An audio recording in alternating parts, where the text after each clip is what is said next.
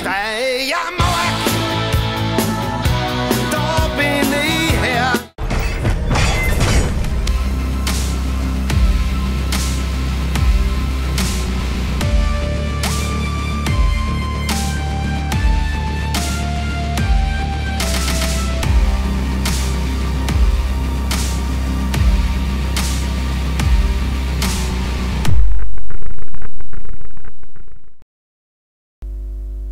Grüße zurück zu Generation Zero und dem Weg zum Reaper.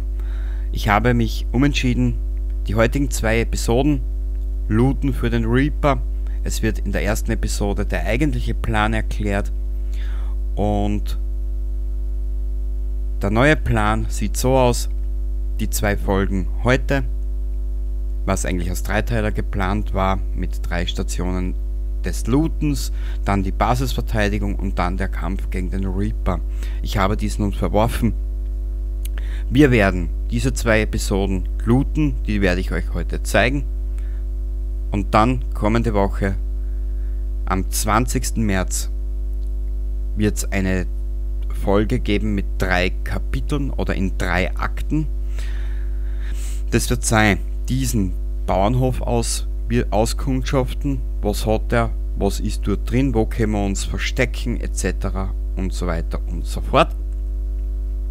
Dann gibt es für meinen Kanal und Generation Zero eine kleine Vorabschau in die Zukunft des Jahres 2022 und danach wird es den Kampf gegen den Reaper geben. Genau, so werden wir das machen. Und alles, was dann später rauskommt, werde ich dir dann in diesem Video dann zeigen. Machen wir es so, wie immer mit Videobeschreibung. In der Videobeschreibung sind die Zeitstempel dann drin und dann kannst du dir das genauer aussuchen, wenn dir jetzt zum Beispiel ein Thema nicht interessiert. Genau, so machen wir es wieder. Passt. Und somit wünsche ich dir einen schönen Abend, wünsche dir viel Spaß mit den beiden kommenden Episoden. Und was es damit auf sich hat, wirst du auch noch alles sehen. Bis zum nächsten Mal, Baba.